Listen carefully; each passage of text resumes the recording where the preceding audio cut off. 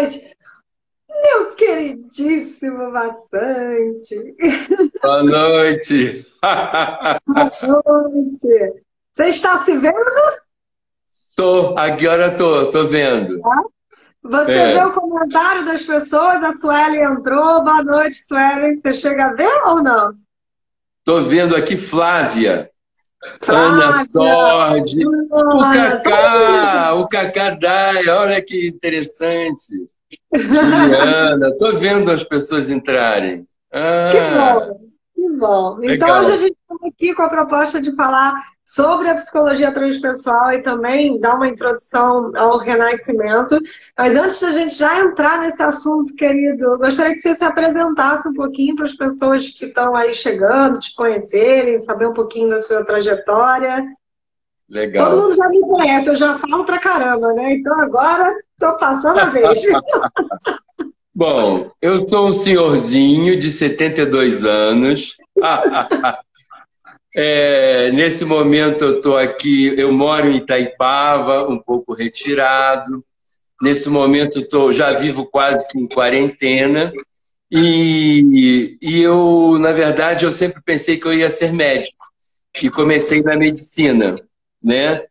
E nunca pensei em ser psicólogo, nunca pensei em estar ligado ao yoga, ser instrutor de yoga.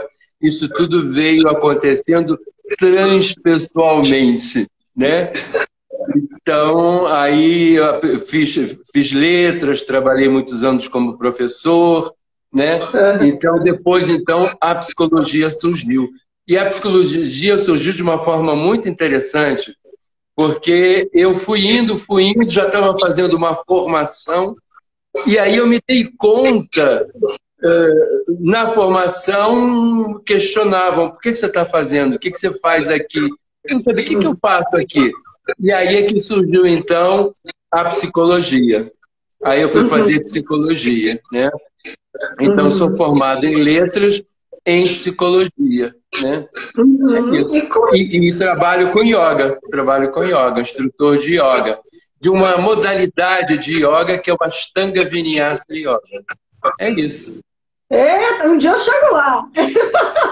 Por enquanto a minha é só ficar paradinha respirando, já está de bom tamanho. Mas fazer aquelas posturas é um treino, né? Realmente é um treino. Bastante. O corpo vai aprendendo, você vai ensinando ao corpo, ele vai aprendendo. E para mim, hoje, isso é fundamental, é o que me mantém vivo, me dá vitalidade, porque são os asanas, mas também a respiração, né? E respiração é vida, né? É prana, é oxigênio, né? É fundamental. Isso é maravilhoso. E assim, para eu entender um pouco, quando você chegou a fazer a faculdade de psicologia ou a formação em psicologia transpessoal, tem diferença entre uma e outra? Não, na verdade, eu fiz a faculdade como psicólogo. Fui O que fazer que seria faculdade TI? de psicologia, né? Aham. Fiz a faculdade de psicologia, mas na verdade eu já tinha começado a fazer uma formação. Eu comecei na abordagem haitiana, né? Eu fiz a primeira formação que eu fiz foi em biossíntese, que é um neo-haitiano, né? Um discípulo do Reich, David Boadella. Foi aí que eu estava fazendo a formação e vi que para poder trabalhar com isso, eu tinha três opções. Ou era medicina, ou assistente social, ou psicólogo. Fui fazer psicologia. Aí fiz psicologia, né? E como veio a ideia? Porque assim, eu fiz a faculdade de formação em psicologia também, e assim, dentro da formação eu achei tudo muito engessado, tanto que eu trabalho com intuição, você sabe disso, né? E faço uma Sim. pesquisa muito grande, há bastante tempo. Boa noite, Flávio, bem-vindo. Flávio, querido, está sempre aqui com a gente. E dentro dessa pesquisa eu percebo assim que até mesmo as pessoas que vêm para o atendimento, né, elas procuram às vezes algo mais tradicional. E quando a gente faz uma leitura intuitiva, ou quando a gente vai para um transpessoal, para algum lugar diferente, para mim é tão enriquecedor, né, esse movimento.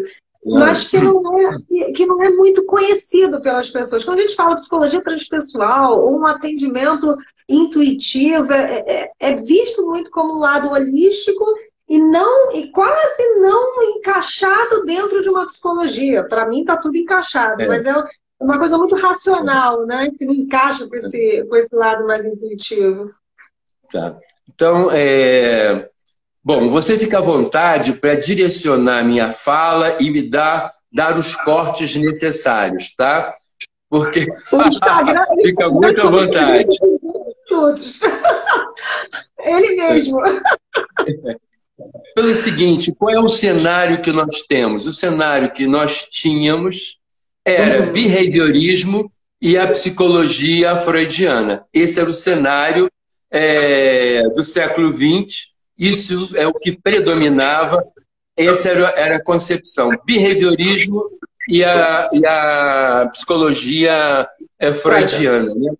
O behaviorismo, como o nome diz, behavior, comportamento. Então, era um trabalho que se baseava, o foco era o comportamento. Então, o comportamento dos animais era o foco da pesquisa e, consequentemente, o ser humano é um animal, o comportamento do ser humano. Isso era o foco do behaviorismo, né? É o que existia na época, o que predominava, né? Qual era a crítica que se fazia ao behaviorismo? A crítica que se fazia ao behaviorismo é que o ser humano era um animal, sim, era pertinente tudo o que o behaviorismo trazia, mas o ser humano era um animal diferente, porque era um animal que tinha, né, a capacidade do livre-arbítrio, da reflexão, o pensamento, a capacidade de tomar decisão, e o ser humano era um animal que tinha autoconsciência. E o behaviorismo não olhava para isso. Então, essa era a crítica ao behaviorismo. Qual era a crítica que se fazia no início do século XX, né? A crítica que se fazia à psicologia freudiana é que o foco era o indivíduo patológico, era a patologia. Né? O olhar da psicanálise é na patologia, né? E dava uma ênfase ao instinto, né? Esses críticos vão, a partir dessas críticas é que surge o humanismo, Maslow, né?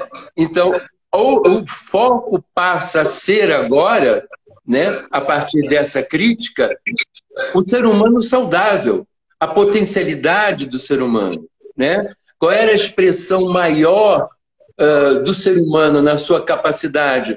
Porque o ser humano, ele ama, ele cria, né? Então o ser humano elabora, o ser humano passa a ser o foco, o ser humano saudável, né?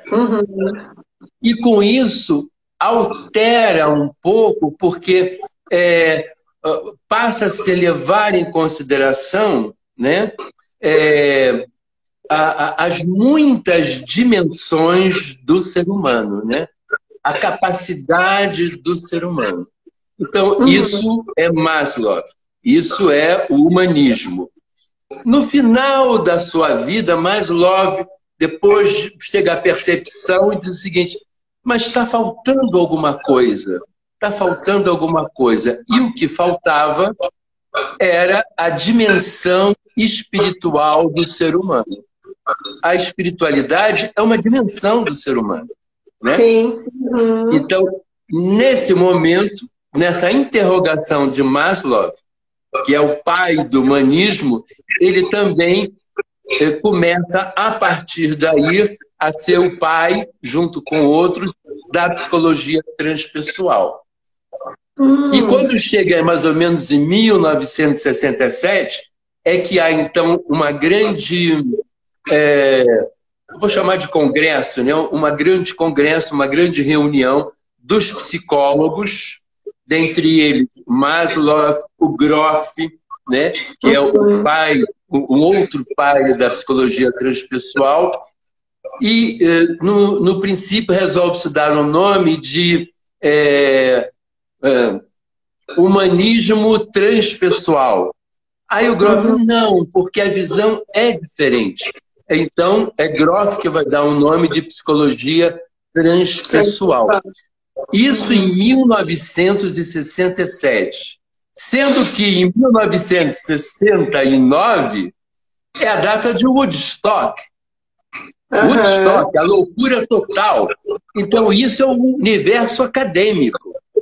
Porque na vida estava a maior loucura. É um momento, né, em que o interesse é as tradições orientais, eram as drogas, era a meditação, eram os estados de consciência alterados. Isso é o que rolava. Né? No universo acadêmico é que isso é discutido, isso é o fórum científico, né? Mas o mundo já estava transpessoal, né? O mundo já era transpessoal, né? Cada um do seu Foi jeitinho. uma quebra de paradigma total e absoluto, né? Total e absoluto. O interesse agora passa a ser as tradições místicas, a cultura aborígene, não é? Muita gente vindo ao Brasil para conhecer as plantas sagradas, né? Isso ocorre na década de 60, né? Muitos... Sim, perdão. Como que, assim, eu estou aqui muito como aluna, aprendendo algo que eu acho maravilhoso. Imagina! Não, é verdade, é um assunto que me interessa muito, até te fiz esse convite, roubei você um pouquinho para me ensinar sobre essa psicologia, porque eu tenho interesse em estudar um pouquinho a mais sobre isso. Eu passo pelos estudos, que é muito interessante, né? Intuição e neurociência, né? São dois lugares assim, que a princípio parece que não conversam, mas eles conversam bastante. E aí essa junção me faz querer te fazer uma pergunta, né? Que é assim, eu trabalho bastante com a ideia do pensamento, o pensamento concreto. Né? O que você está pensando? E para onde que você vai com esse pensamento? E como é que você age em relação a isso? Partindo dessa ideia, como seria uma análise ou enfim, né, um segmento disso dentro de uma psicoterapia transpessoal? Né? O que se faz com esse pensamento concreto, né? Quando nós falamos na dimensão espiritual, né, nós então imaginamos que o ser humano não é um ego dentro de uma estrutura de carne, né? Então você abre espaço, né, para um campo de informação. Você tem que falar da alma, né? O que a constelação faz? A constelação é a relação com as nossas ancestralidades, com as almas, né? Então entra uma dimensão que não é a dimensão do ego, né? Então, quando a gente vai lidar com o pensamento, me parece que é interessante perceber o que a pessoa pensa, né? O que ela acha. Mas muitas vezes o que é adequado não é o que ela acha, não é o que ela acredita, né? Entre o que ela pensa e o que ela acredita, é importante perceber qual é... Primeiro que você vai ver o que? A limitação, né? A limitação que esse pensamento tem. Quais são as crenças, já que você está falando de pensamento, né? Quais são as crenças, né? E as crenças limitantes que dão em relação à vida uma concepção limitadora da felicidade, enfim, né? E qual é, o que nós buscamos na nossa sociedade, né? Que a sociedade ajuda a nós criarmos determinadas estruturas de pensar e de agir que não levam à felicidade. Quando alguém vai buscar um processo terapêutico qualquer, é porque ela não está bem, ela está se sentindo infeliz, né? Sim. Se ela está tudo bem, está tudo ok, ela não vai procurar um psicólogo, né? Apesar disso, às vezes, acontecer. Você pergunta para a pessoa, e aí, como é que você está? Eu estou bem. Claro. Claro, ou seja, o que a pessoa diz, o que ela acredita ser, é uma dimensão que não é o ser num sentido mais amplo, mais global, mais inteiro, né? Então, o que eu estava falando? Eu estava te perguntando que na ideia da terapia cognitivo-comportamental, a gente vai para a crença central, para crenças limitantes, mas qual é a diferença desse olhar para esse modelo de crença da comportamental para transcendental? Mas eu estava buscando um raciocínio. Enfim, de qualquer forma, nessa visão do pensamento, nós vamos buscar a felicidade, era isso, né? Buscar a felicidade, por isso que a pessoa chega ao consultório. E a gente vai buscar a felicidade aonde? A gente vai buscar a felicidade fora de nós. Então, o que a gente vai buscar? Eu vou estudar bastante, aí eu vou me capacitar bastante, para me capacitar profissionalmente, eu vou encontrar um bom emprego, vou ganhar bem, vou comprar minha casa própria, né? Preciso constituir minha família, vou constituir uma família linda, vou ter filhos. E tudo bem, nós saímos em busca disso tudo. Mesmo assim, apesar de tudo isso, muitas vezes nos sentimos tristes, infelizes, sentimos raiva, muitas vezes nos sentimos inadequados, porque, na verdade, a felicidade não está nessas coisas que estão fora. Eu não tenho que buscar fora, eu tenho que buscar dentro. Isso é a direção da psicologia transpessoal. Isso é em busca de algo maior que é além do meu ego, é além dessa estrutura de pensamento. Entendeu? Que é voltar o olhar. Vou para uma pergunta provocativa, tá? Ótimo. Assim, a gente já conversou outras vezes, né? A gente é alinhado com essa ideia de morar na montanha, né? Assim, eu ainda não posso, né? Ainda estou aqui bem embaixo da montanha, mas eu adoraria. E dentro disso, a pergunta é assim, ok, mas pensando na Arca de Noé, né? Que todos os animais tinham seus fares e viviam juntos, que vivemos em sociedade. É possível, pensando na ideia da filosofia também, que é a ideia do contraste, né? De você estar com o outro na comparação, até para estabelecer os limites, entender quem é você, até onde você vai, até onde o outro vai, avaliar, julgar para saber, né, aonde você pisa e se proteger até. Como que é possível essa felicidade dentro sem essa necessidade do fora? Entende? É possível? Quase como um rompimento. Entendo perfeitamente. Claro. Porque nós temos dois níveis, né? Eu estou encarnado. Bom, aí estou falando em alma, eu estou encarnado e vivo numa estrutura social. Então eu tenho que tomar as atitudes necessárias, né? Eu sou pai, eu sou cozinheiro, eu sou psicólogo, eu tenho as funções do mundo. E eu preciso atender essas demandas do mundo. O mundo concreto. Tenho contas para pagar, eu tenho tudo isso. Então eu preciso viver esse mundo externo, mas sem perder a dimensão do mundo interno. Entende? Eu preciso manter essa conexão. O que eu estou chamando de mundo interno? Estou falando externo, interno, como uma metáfora de compreensão, porque não tem interno, né?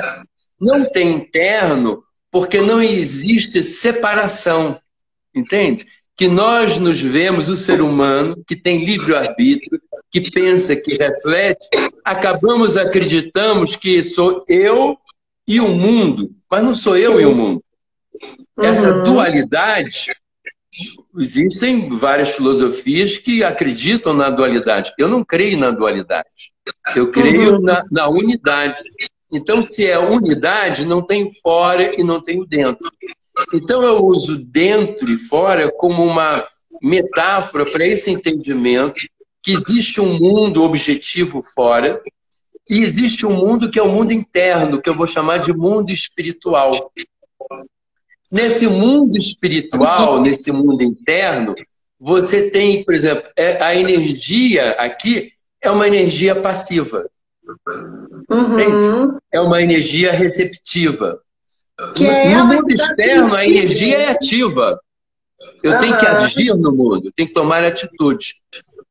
O que regula essa relação? O que regula essa relação são os valores universais. Entende? O que são os valores universais? Você percebe que em todo o universo tem leis, né? A lei da gravidade, né? O que a ciência, o cientista faz? Ele vai descobrindo essas leis que existem. E a gente vai cada vez mais percebendo, tendo uma compreensão das leis que existem. Nas relações humanas também há leis, né? E que são leis universais. Você vê que a base de toda filosofia religiosa tem regras, tem leis, né? E essas leis devem ser observadas e respeitadas, né? Então, isso é um parâmetro para nós lidarmos com o mundo externo, né? Lidarmos com nós mesmos, lidarmos com as outras pessoas, lidarmos com o meio ambiente, né? Numa atitude de respeito ao meio ambiente, né? Você falando isso me lembrou Kierkegaard, dos 3 estágios que ele fala, né? Do estético, ético e religioso. Ele passa mais ou menos por aí, por esse lugar de você estar preso à matéria, né? Você está tão estético, tão fora, que você está praticamente fora de si mesmo, né? E depois você vai para a ética, que é até esse lugar mais ainda fora, tem dentro, mas ainda fora, mas tem esse respeito às regras, né, às leis, Claro. esse estar podendo viver em sociedade, e depois você vai para o espiritual, que na época, enfim, a gente está falando de muito tempo atrás, tinha até a ver com o lugar, não era religioso não, mas é essa conexão interna, que é muito bonita também. E se a gente vai para a física quântica, e a gente tem a mesma... Eu faço a pergunta provocativa, mas já concordo 100% com você. E se a gente vai para a ideia da física quântica, eu acho uma maneira muito legal de se pensar. Eu crio tudo que existe à minha volta. E a questão é mais o sim, para mim, né? Eu percebo que é o sentido que a gente dá para aquilo que acontece. Então, se o meu mundo interno está pleno, né? Se o meu mundo interno ele é abastecido de confiança, de alegria, de uma relação boa comigo mesma, se não tem um predador morando dentro de mim ou um inimigo morando dentro de mim, aquilo que acontece do lado de fora, eu penso que ele é muito mais suave de se viver, porque o sentido que eu dou para aquilo, né, acaba sendo além do concreto, né? Por que não aconteceu isso ou aquilo? Eu estou lá no espiritual, né, pensando que eu entendo qual é o aprendizado de tudo isso. Né? O porquê que aquilo não aconteceu. Então muda muito o sentido, né? A base de tudo é o conhecimento. São ensinamentos e conhecimentos, né? Quer dizer, não adianta você ter uma experiência transpessoal, não adianta você tomar ayahuasca, não adianta você fazer renascimento, se junto com isso não vem determinados ensinamentos, né? Para o que você fazer com isso, né? Como você manter... Porque, por exemplo, eu respiro, eu tomo alguma substância, uma planta de força, de poder, eu tenho percepções, mas o que eu faço com isso? Isso dura o tempo que eu respiro, o tempo daquilo. Então, a gente tem que ter o olhar além disso. Isso revela, você pode ter revelações, né? Você pode perceber, mas como se manter nesse lugar, né? Como conquistar esse lugar? Isso você só tem pelo conhecimento, e quando isso se atrela ao conhecimento, né? O que é conhecimento? O que eu estou chamando de conhecimento? São esses valores universais, né? E, por exemplo, como eu estou falando em transpessoal, estou falando em alma, eu acredito, por exemplo, na ideia de vidas passadas. Então, quando nós nascemos, nós já nascemos com uma questão lá. Já vem um karma. Por que eu nasci numa barriga e não nasci na outra, né? Por exemplo, a minha história de vida é uma história completamente diferente. Por que foi assim, né? Então, quando a gente nasce, a gente vai nascer, já tem padrões de comportamentos ali limitantes. Sim. Isso vai se, como se diz, vai reverberando, não.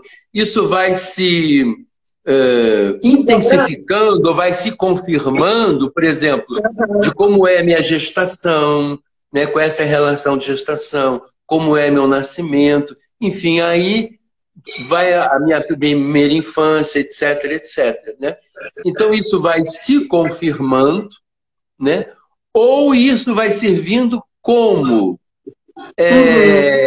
desafios para o seu crescimento. Então, quando você tem essa compreensão que você não vai viver num estado de felicidade, que a vida vai te trazer momentos felizes, mas você não pode ficar montado na felicidade, que ela não vai durar, você vai ter um aborrecimento.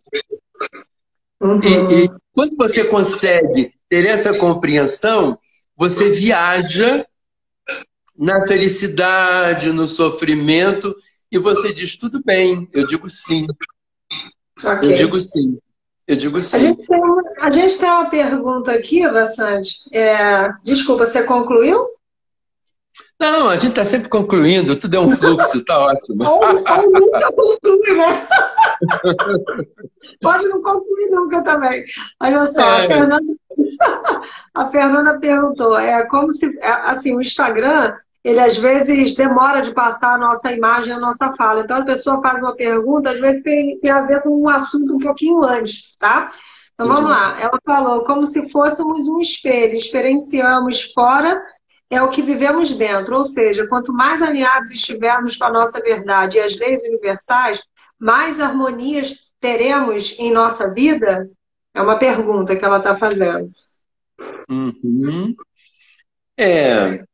Sim, eu vou ter mais harmonia fora se eu estiver, quanto mais adequado eu estiver, o dentro e o fora, essa relação do dentro e fora tem que estar em equilíbrio. E ela se mantém em equilíbrio através da reflexão, do entendimento, dos ensinamentos, né? É o ensinamento que vai trazendo a reflexão. E nós vamos equilibrando o dentro e o fora, né? Quando nós erramos, né? Eu erro infinitas vezes, várias vezes. E aonde o maior é o laboratório? Nas pessoas que estão próximas a nós, né? É nosso filho, é nosso companheiro e companheira, é nossa mãe, nosso pai, é com que a gente tem intimidade. Quanta besteira eu falo para o meu filho, fico com raiva, você está entendendo? Mas cada vez mais eu vou me tocando, eu percebo, entendeu? E aí eu vou nisso, vou lapidando, lapidando. Aí eu tenho quais são os ensinamentos, quais são os ensinamentos, né? Como deve ser, né? Eu não devo desejar ao outro aquilo que eu não quero que façam comigo. Então isso já é um grande ensinamento, né? Eu não faço com os outros. Então, a partir disso, a gente vai equilibrando. Nunca será perfeito, porque nós estamos sempre em caminho, enfim, e avançando cada vez mais, né? Eu acho bonito que quando eu gosto muito de filosofia, né? Então eu estava lendo o Banquete e também, enfim, né, algumas leituras, e tem uma passagem do Aristóteles que é muito interessante, que ele fala sobre a alma, quando ele está indo para a morte, né? E eu achei tão bonita essa ideia que ele fala assim, a alma é que está presa dentro do nosso corpo, e o corpo quer a estética, né? O corpo quer o sexo, o corpo quer sentir, o corpo vive nessa oscilação, né, emocional, mas a alma mesmo, ela quer ser livre, ela quer viver em paz, ela quer viver tranquila. Então a morte é quase uma libertação da sua alma, né? Quando ela consegue encontrar né? Para sair desse lugar, né? Na verdade, a alma precisa do corpo, né, para estar aqui, né? E nós estando no corpo, como é que nós conectamos o que nós chamamos de realidade? Ainda há pouco você citou a física quântica, né? A física quântica tem nos mostrado um paradigma completamente diferente, né?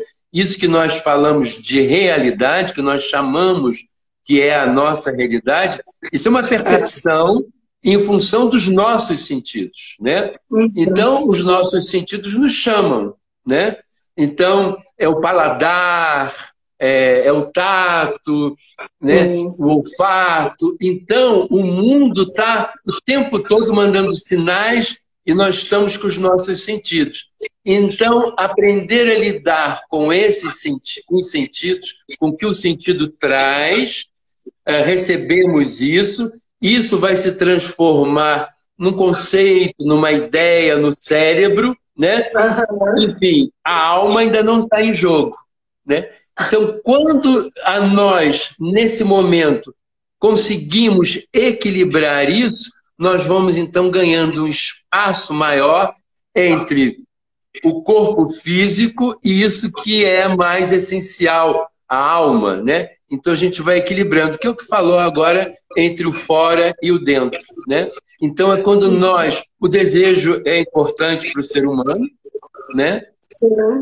O desejo mobiliza, mas a gente precisa saber lidar com aquele desejo compulsivo, entende? Que tem um desejo que é compulsivo, né? Que quer porque quer, né?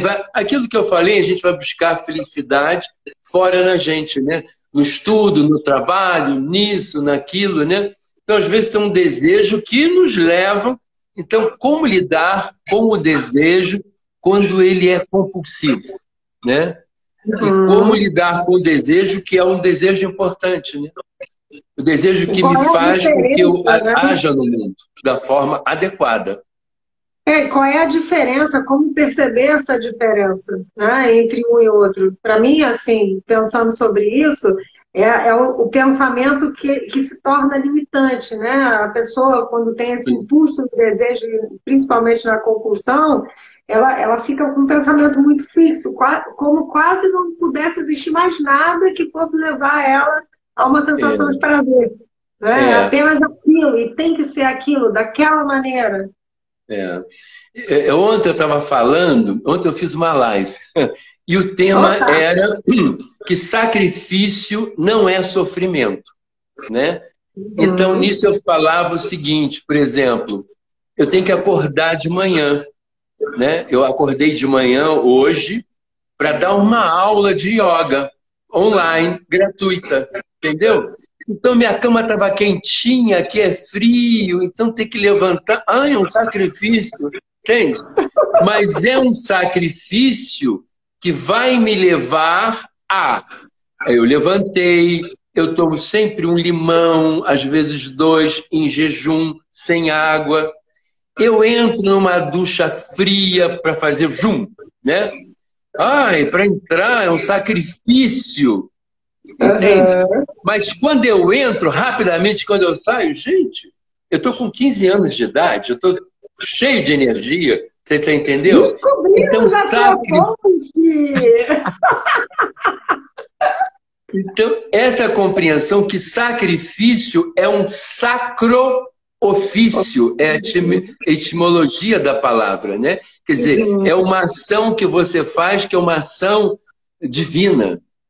É uma ação sacra, entendeu? Então, sacrifício é essa ação que você faz, que é uma divina ação, né? Que é uma doação. Então, é uma doação que eu dei a mim mesmo, ao meu corpo, à minha alma, ao meu bem-estar. E isso me levou a uma doação que eu dei uma aula gratuita para as pessoas, entendeu? Então, isso é um sacro ofício. Então, quando você leva a vida, os atos do seu dia a dia como um sacro ofício, então você vive num estado em que você vai harmonizando o dentro e o fora. Né? E o ensinamento, só um finalzinho, e o ensinamento, essa compreensão ajuda, que aí eu tô toda, tem que lavar essa louça, eu não quero lavar essa louça, que droga. Aí quando eu entro nesse lugar, opa, sacro ofício. Ah, sacro, entendeu? Aí o ensinamento me tira, nada a ver, Vassante. Ai, você está numa ruim, volta. Aí eu volto. Então o É, ensinamento ajuda eu a sair desse lugar. assim, o sistema de recompensa. Agora vamos para a neurociência, já que a gente já falou de física quântica, filosofia, psicologia, yoga. Vamos para a neurociência um pouquinho. Eu tenho passado muito nessa quarentena, né, com os pacientes, com a palavra procrastinação. Né? Assim, tem muitas pessoas, eu tenho ouvido isso de muitas pessoas, né? O quanto que elas têm desejo de fazer coisas que se tornam um sacrifício, né? Você vai para essa dor e aí não, acabam não fazendo porque a procrastinação ela é uma recompensa, né? Ela é um prazer, ela é a busca pelo prazer. E aí a minha pergunta, né? Que eu entendi que tem a ver com a consciência, porque como ver aquilo que não vai me trazer uma recompensa, né? Não vai subir a minha dopamina, né? Não vai me dar um hormônio, que gostoso esse banho frio, né? Não é, eu não sei como é que você dá conta.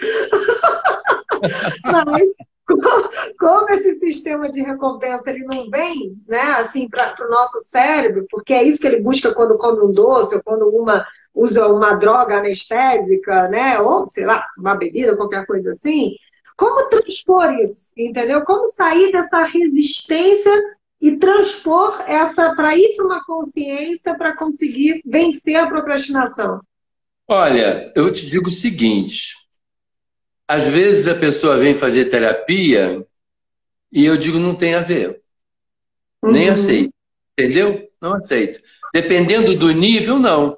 Porque tem coisas que às vezes a pessoa não quer mudar mesmo, entendeu? Ela não Uhum. quer mudar, né? Ela tem um ganho, uma recompensa em estar nhanhanhã, reclamando, reclamando, reclamando. Você percebe quando você está num processo, num atendimento, e tudo a pessoa diz, é verdade, mas... Ah, é verdade, mas... Uhum. Aí, sabe, meu irmão, sinto muito, mas não rola. Mas, Você está entendendo? Às vezes não rola. Às vezes não uhum. rola. Entendeu? Então, quando a pessoa tem dificuldade, mas ela quer, normalmente o que leva é o sofrimento. Normalmente o que leva a pessoa a mudar, infelizmente, a barra está muito pesada, Sim, né? aham. Aí isso leva a pessoa. Então tem esse nível, né? E tem uma questão que é o que a pessoa precisa passar. Eu vou te dar um exemplo, tá? Não estou fechando o consultório para as pessoas, não, tá? Mas tem uma coisa que é o seguinte, né? Eu vejo, por exemplo, vou falar dos meus filhos, né? Porque é uma coisa É. próxima, né? Às vezes a gente tem uma preocupação muito grande com os filhos, né? E você fica tão preocupado.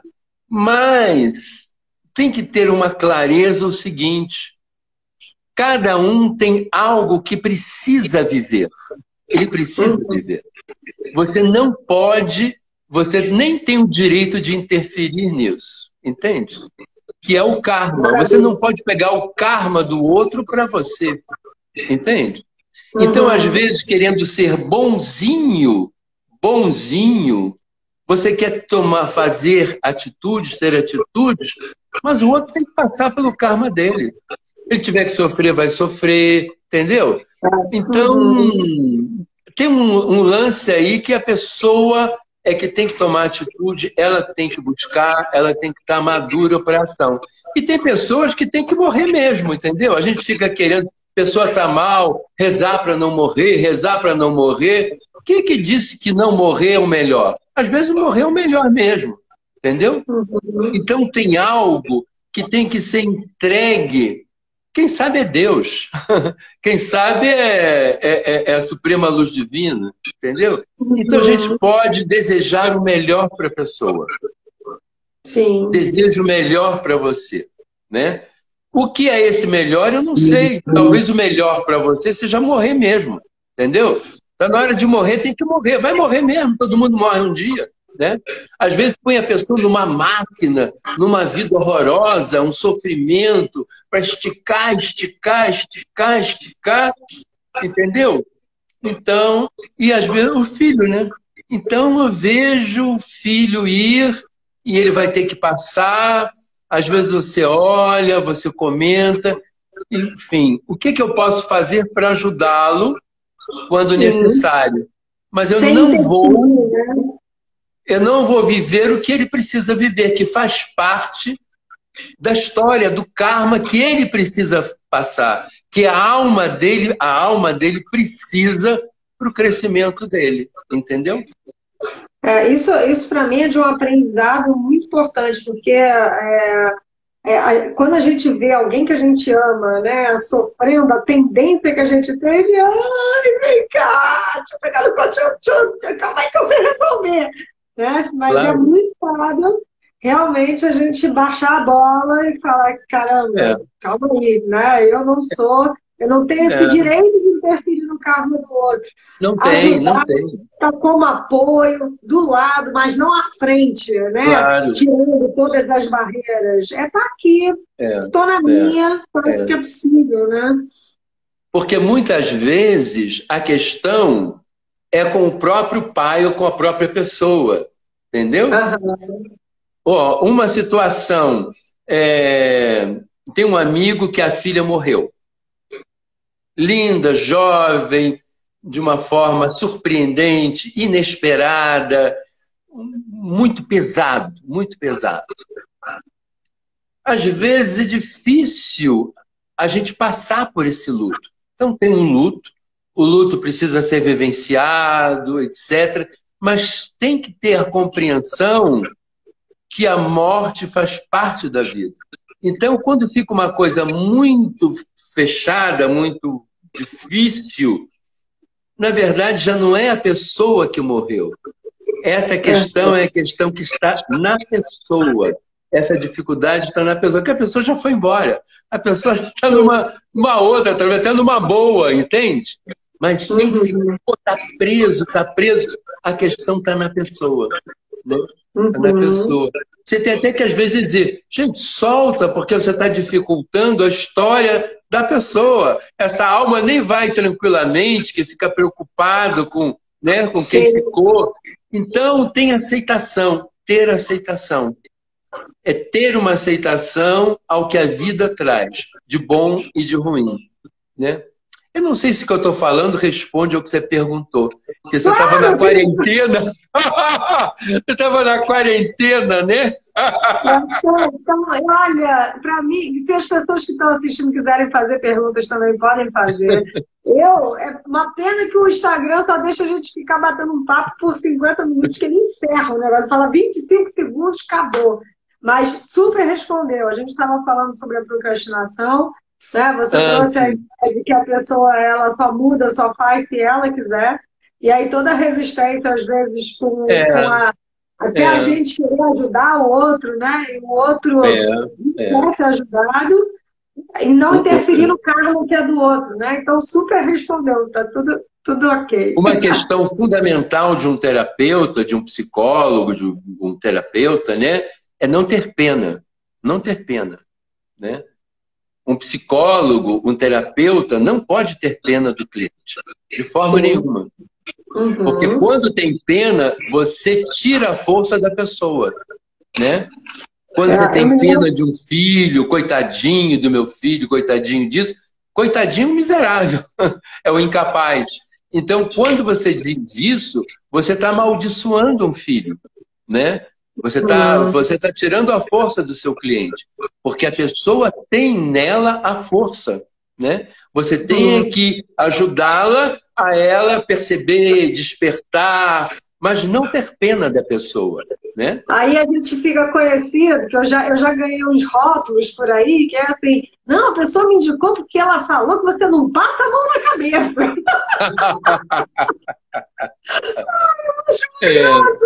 Aí eu falei, entendi, né? Claro, o que não significa ter compaixão, receber, né, acolher, né? É diferente você ter pena. Ter pena é você desvalorizar a pessoa, né? Você dizer que a pessoa é incapaz, né? Coitadinho.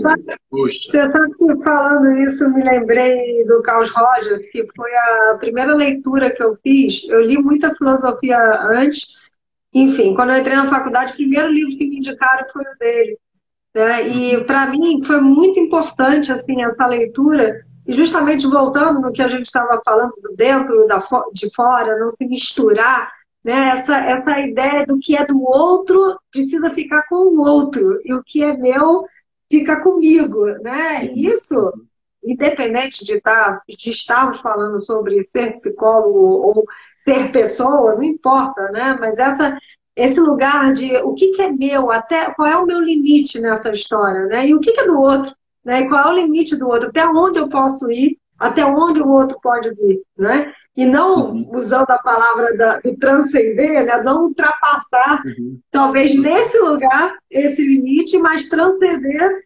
na minha mente, na consciência do que é essa relação e por que ela está acontecendo. Muitos conflitos dos relacionamentos, né? Muitos conflitos acontecem por conta desse limite que não é respeitado, né?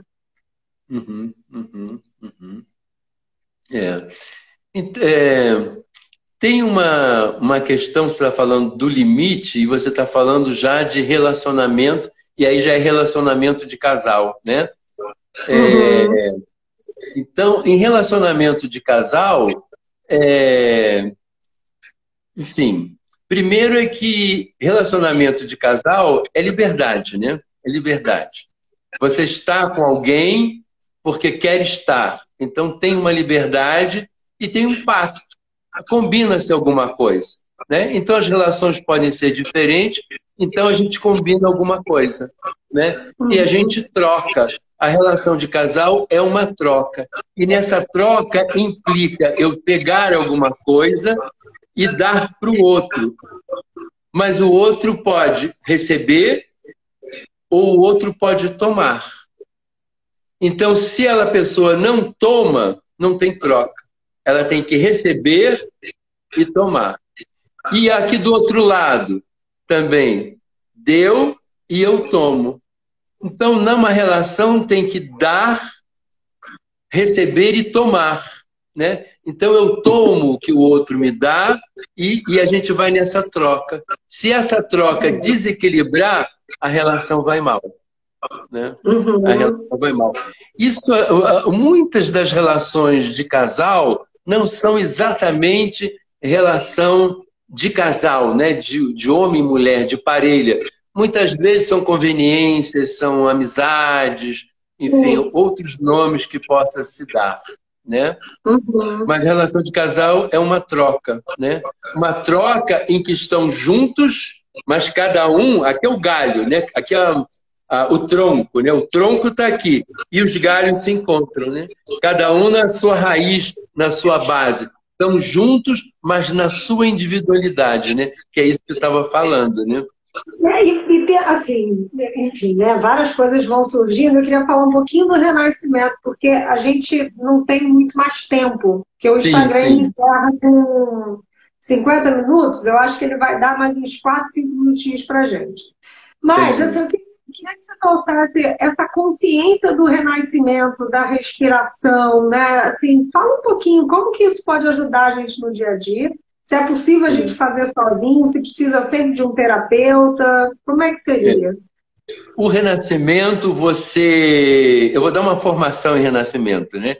E ele pode servir para algum profissional que quer essa técnica, quer incorporar ao seu trabalho, seja da área de saúde, alguém que quer ser renascedor e alguém que quer para a sua vida, como uma técnica utilizando na sua vida. O renascimento, na verdade, ele se dá num tripé, que é a respiração, o que chama-se de pensamento criativo e a purificação espiritual. Na respiração, você respira e você libera conteúdos no corpo físico, né? Padrões de comportamento, de atitudes, né? Tudo que está preso, você libera isso, você vai liberando isso. Mas quando você libera, você tem que ter uma estrutura de mente, né? Pensamentos, uma programação, e aí entra o pensamento criativo. É quase como uma programação neurolinguística, né? Você mudar padrões de pensamento. Então tem a respiração que abre e libera. Você tem que aprender sobre pensamento criativo, crenças limitantes, e tem o aspecto que é da espiritualidade, né? Que é a purificação espiritual, que é a relação da pessoa com os outros elementos, a terra, o fogo, o ar, a água, entendeu? Basicamente é isso.